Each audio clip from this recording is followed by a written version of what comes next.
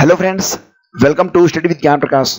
दोस्तों, आज के इस वीडियो में हम लोग 16 अक्टूबर 2020 से जितने भी इंपॉर्टेंट करंट अफेयर्स बनते हैं सभी को करेंगे डिस्कस। इस पूरे लेक्चर की पीडीएफ को आप हमारी वेबसाइट studyvidgyanprakash.com या फिर हमारे Telegram channel study with Gyan प्रकाश या फिर डायरेक्टली इस वीडियो के डिस्क्रिप्शन में दिए गए लिंक्स को क्लिक करके आप डाउनलोड कर सकते हैं। तो दोस्तों, ये जो वीडियो है इसके प्रत्येक प्रश्न बहुत ही इंपॉर्टेंट है, इसलिए शुरू से अंत तक देखिएगा। वीडियो को स्किप या बीच में छोड़कर बिल्कुल भी मत जाइएगा। तो आइए शुरू करते हैं। पहला क्वेश्चन होगा, हाल ही में सुर्खियों में रहे कामधेनु आयोग के बारे में विचार करें। कामधेनु आयोग के बारे में आपको बताना है। 3 स्टेटमेंट यहाँ पर दिए गए हैं। पहला क्या है? पहला है कि राष्ट्रीय कामधेनु आयोग यानी कि RKA यह मत्स्य पशुपालन और डेयरी उत्पादन के अंतर्गत आता है। यह स्टेटमेंट सही है। केंद्र द्वारा इसे 6 फरवरी 2019 को स्थापित किया गया। यह स्टेटमेंट भी बिल्कुल करेक्ट है। और कामधेनु दीपावली अभियान एक अभियान है, उसको नाम दिया गया है कामधेनु दीपावली अभियान।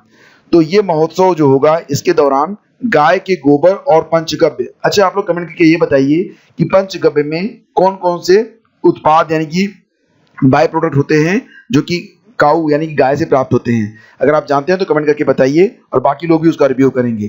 तो तीसरा स्टेटमेंट है कि कामधेनु दीपावली अभियान महोत्सव के दौरान गाय के गोबर और पंचगव्य उत्पादों को बढ़ावा देना है। अब यहाँ पर जो कूट दिया गया है उसके अनुसार आपको बताना है कि कौन कौन से स्टेटमेंट यहाँ पर सही हैं। सही जवाब बनेगा ऑप्शन डी, यानी कि सभी कथन यहाँ पर सत्य हैं।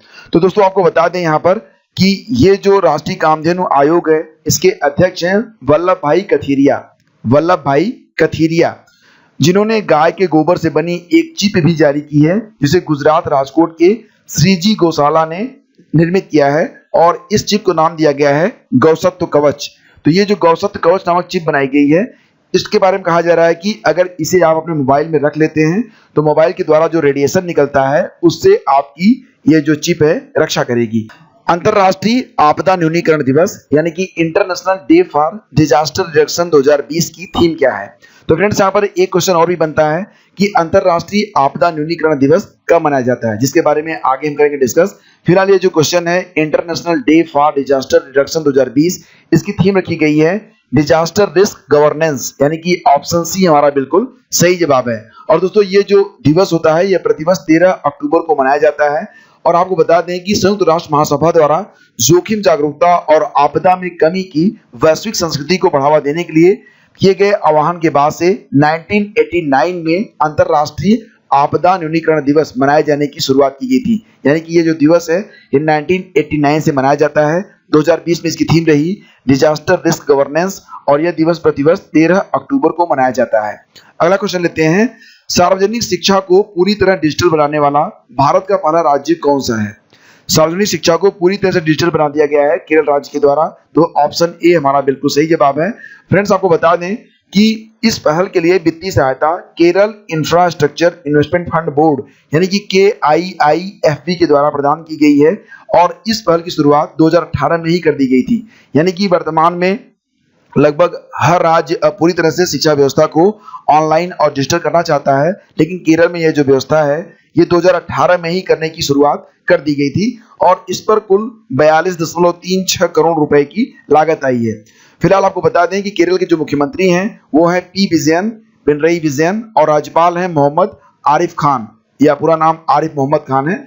और आपको ये भी बता दें कि कार्मिक मंत्रालय के सुशासन सूचकांक में यानी कि गुड गवर्नेंस इंडेक्स जो कि कार्मिक मंत्रालय के द्वारा 2019 में जारी किया गया था उसमें भी केरल पहले स्थान पर था। जनगणना 2011 के बारे में बात करें तो केरल सबसे साक्षर राज्यों में आता है और पहला स्थान रखता है। केरल में कुल 16 नेशनल पार्क हैं, ये भी याद रखना, जिसमें Anamudi 16 national park, Kumarakom national park, Periyar और साइलेंट वैली मुख्य रूप से आते हैं। और ये जो चारों पार्क हैं इसके बारे में अक्सर परीक्षाओं में पूछा जाता है, तो ये सब आप बिल्कुल याद रखिएगा। अगला क्वेश्चन लेते हैं, पानी की गुणवत्ता की जांच के लिए मोबाइल जल परीक्षण प्रयोगशाला की शुरुआत किस राज्य के द्वारा की गई है? मोबाइल जल परीक्षण प्रयोगशाला की शुरुआत किस राज्य के द्वारा की गई है? तो दोस्तों, इसका बिल्कुल सही जवाब है ऑप्शन डी, यानी कि हरियाणा। आपको बता दें कि हरियाणा राज्य के द्वारा पानी की गुणवत्ता की जांच के लिए मोबाइल जल परीक्षण प्रयोगशाला की शुरुआत की गई है। अगला क्वेश्चन लेते हैं। अगला क्वेश्चन है कि असमानता को कम करने के लिए प्रतिबद्धता सूचकांक यानी कि CRI इसको कहते हैं, CRI इंडेक्स, इसका फुल फॉर्म बनेगा कमिटमेंट टू रिड्यूसिंग इनइक्वालिटी में भारत की रैंक क्या है? तो फ्रेंड्स इसका बिल्कुल सही जवाब है ऑप्शन बी, यानी कि CRI इंडेक्स 2020 में भारत की रैंक है 129। अब यहाँ पर एक सवाल और भी पैदा होता है कि कुल कितने देशों में भारत की रैंक 129 रखी गई है? तो सही जवाब इसका बनेगा कि कुल 158 देशों में भारत की रैंक है 129। शीर्ष पर रहा है नॉर्वे, सबसे अंतिम में 158वें स्थान पर है सूडान। और ये जो सूचकांक है इसे ऑक्सफैम इंटरनेशनल द्वारा डेवलपमेंट फाइनेंस इंटरनेशनल द्वारा साझेदारी में जारी किया जाता है।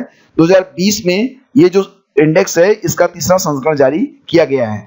तो याद रखिएगा CRI इंडेक्स 2020 में भारत की रैंक है 129 आउट ऑफ 158। अगला क्वेश्चन लेते हैं, किस संगठन ने स्कूलों में नवाचार को बढ़ावा देने के लिए अटल इनोवेशन मिशन, इसको जो है AIM भी लिखते हैं, अटल इनोवेशन मिशन के साथ स्टेटमेंट ऑफ इंटेंट पर हस्ताक्षर किए हैं?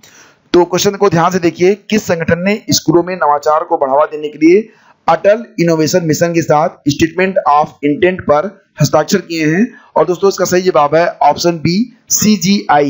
अब CGI क्या है? तो फ्रेंड्स आपको बता दें, CGI एक कंपनी है जिसका फुल फॉर्म होगा Canadian global information technology consulting and system integration, और इसका जो हेडक्वार्टर है वो मॉन्ट्रियल में है, मॉन्ट्रियल कनाडा में। ठीक है, इसको जो है शॉर्ट फॉर्म में CGI कहते हैं, लेकिन इसको जो है और भी थोड़ा सा तरीके से बोले तो CGI इंक कहा जाएगा। ठीक है, CGI इंक। लेपिडोप्टेरा प्रजाति जो जलवायु परिवर्तन के कारण उच्च हिमालय में चली गई है, किससे संबंधित है? लेपिडोप्टेरा प्रजाति जो कि जलवायु परिवर्तन के कारण उच्च हिमालयी क्षेत्रों में चली गई है, वो किससे संबंधित है? सही जवाब बनेगा इसका ऑप्शन ए, यानी कि तितली और कीटों से संबंधित यह प्रजाति है।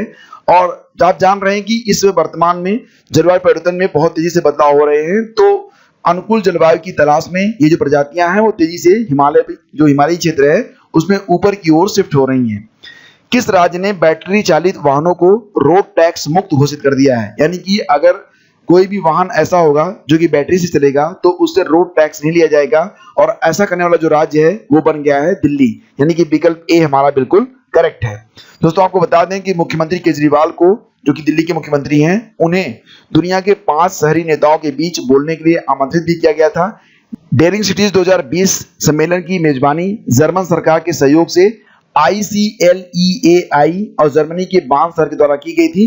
दरअसल डेयरिंग सिटीज वायु प्रदूषण पर शहरी नेताओं का एक वैश्विक मंच है। तो ये बातें मैं पहले भी बता चुका हूं, आज दोबारा से मैं रिपीट कर रहा हूं। अगला क्वेश्चन लेते हैं, T20 में 10,000 रन पूरे करने वाला एशिया का पहला बैट्समैन कौन बन गया है? सही जवाब बनेगा इसका पाकिस्तान के खिलाड़ी हैं शोएब मलिक, यानी कि विकल्प सी बिल्कुल सही होगा। दोस्तों आपको बता दें कि पाकिस्तान के अनुभवी बल्लेबाज शोएब मलिक T20 क्रिकेट में 10,000 रन बनाने वाले दुनिया के तीसरे और एशिया के पहले क्रिकेटर बन गए हैं। तो दुनिया के तीसरे नंबर और एशिया के पहले नंबर क्रिकेटर बन गए हैं शोएब मलिक, जो कि पाकिस्तान से संबंधित हैं, और इन्होंने T20 में 10,000 रन पूरे कर लिए हैं। अगला क्वेश्चन लेते हैं, अंतरराष्ट्रीय मानक दिवस यानी कि वर्ल्ड स्टैंडर्ड डे ये प्रतिवर्ष कब मनाया जाता है? वर्ल्ड स्टैंडर्ड डे ये प्रतिवर्ष कब मनाया जाता है? सही जवाब इसका बनेगा फ्रेंड्स ऑप्शन डी, यानी कि प्रतिवर्ष 14 अक्टूबर को अंतरराष्ट्रीय मानक दिवस के रूप में मनाया जाता है। और इस दिन को मनाए जाने का उद्देश्य उपभोक्ताओं, नियामकों और उद्योग के बीच वैश्विक अर्थव्यवस्था के मानकीकरण के महत्व के बारे में जागरूकता को बढ़ाना है। और 2020 की थीम काफी इंपॉर्टेंट है, याद रखिएगा, विश्व मानक दिवस 2020 की थीम रही protecting the planet with standards, protecting the planet with standards. अगला क्वेश्चन लेते हैं, लैंसेट की हाल ही में जारी रिपोर्ट के अनुसार कौन सा देश वर्ष 2050 तक जापान को पीछे छोड़कर दुनिया की तीसरी सबसे बड़ी अर्थव्यवस्था बनने जा रहा है? तो क्वेश्चन बहुत ही दिलचस्प और बहुत ही ज्ञानवर्धक है, बहुत ही इंपॉर्टेंट है। सही जवाब बनेगा इसका ऑप्शन डी, यानी कि भारत। ठीक है, तो भारत हालांकि 2030 में ही लैंसेट के द्वारा जो रिपोर्ट जारी हुई है उसमें यह कहा गया कि 2030 तक ही जो है भारत दुनिया की चौथी सबसे बड़ी अर्थव्यवस्था बन जाएगा, और 2050 तक आते आते भारत जो है वो तीसरी सबसे बड़ी अर्थव्यवस्था होगा।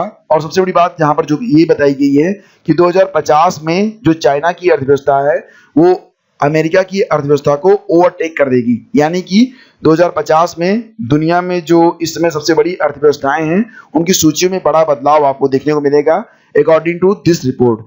तो मेडिकल जर्नल लैंसेट की स्टडी ने वर्किंग एज पॉपुलेशन के आधार पर यह रिपोर्ट तैयार की है और रिपोर्ट के मुताबिक 2050 में चीन की इकोनॉमी अमेरिका से भी बड़ी हो जाएगी। भारत जापान को पीछे छोड़कर तीसरे नंबर पर पहुंच जाएगा।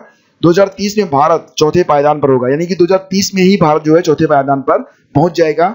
अमेरिका पहले नंबर पर रहेगा 2030 में, दूसरे नंबर पर पहुंच जाएगा चीन, तीसरे नंबर पर होगा जापान और भारत का नंबर चौथे नंबर पर होगा 2030 तक। लेकिन 2050 तक आते आते क्या होगा कि चीन पहले स्थान पर आ जाएगा, भारत पहुंच जाएगा तीसरे स्थान पर और उसके बाद बाकी के देश होंगे। ठीक है, तो एक बड़ी उलटफेर आपको देखने को मिलेगी वर्ष 2050 तक। वर्ष 2020 में शस्त्र रामानुजन पुरस्कार किसे प्रदान किया जाएगा? तो दोस्तों इसका बिल्कुल सही जवाब है ऑप्शन बी, साई एरबा को। हालांकि अगर बात करें 2019 की तो 2019 में यह पुरस्कार एडम हार्पर को दिया गया था। और यहाँ पर जो दो नाम है ऑप्शन सी और ऑप्शन डी के अंतर्गत, हिलेल फुरस्टेनबर्ग और गेगरी मार्गुलिस, तो इन दोनों को जो है अभी हाल ही में एबल पुरस्कार दिया गया था, गणित का एबल पुरस्कार, जिसे नोबेल के बराबर माना जाता है। हालांकि ये जो शस्त्र रामानुजन पुरस्कार है, यह पुरस्कार भी दुनिया के 5 सबसे प्रतिष्ठित गणितीय पुरस्कारों में एक होता है। ठीक है, आपको बता दें कि यह पुरस्कार प्रतिवर्ष श्री निवास रामानुजन के प्रभाव वाले क्षेत्र में कार्य करने वाले 32 वर्ष से कम उम्र के गणितज्ञों को दिया जाता है। रामानुजन पुरस्कार की स्थापना वर्ष 2005 में की गई थी। यह पुरस्कार गणित के क्षेत्र में विश्व के शीर्ष 5 पुरस्कारों में एक है। यह भी याद रखना कि यह पुरस्कार प्रत्येक वर्ष रामानुजन की जयंती पर 22 दिसंबर को तमिलनाडु में कुंभकोणम स्थित शस्त्र विश्वविद्यालय के द्वारा प्रदान किया जाता है। अगला क्वेश्चन लेते हैं, किस राज्य या केंद्र शासित प्रदेश में 2021 में होने वाली 50वीं वार्षिक स्काल इंटरनेशनल एशिया एरिया यानी कि SIAA कांग्रेस का आयोजन किया जाना है? सही जवाब है ऑप्शन सी, यह जो आयोजन है जम्मू कश्मीर में किया जाएगा। तो दोस्तों स्काल इंटरनेशनल एकमात्र व्यावसायिक संगठन है जो वैश्विक पर्यटन और मैत्री को प्रोत्साहित करते हुए पर्यटन उद्योग के सभी क्षेत्रों को एकजुट करता है। आयोजन जो होगा वो 8 से 11 अप्रैल 2021 को शेरे कश्मीर इंटरनेशनल कन्वेंशन सेंटर में आयोजित किया जाएगा। तो फ्रेंड्स ये थे आज यानी कि 16 अक्टूबर के सबसे अच्छे प्रश्न, और इसकी PDF आप हमारे टेलीग्राम चैनल, वेबसाइट और इस वीडियो के डिस्क्रिप्शन में दिए गए लिंक से डाउनलोड कर सकते हैं।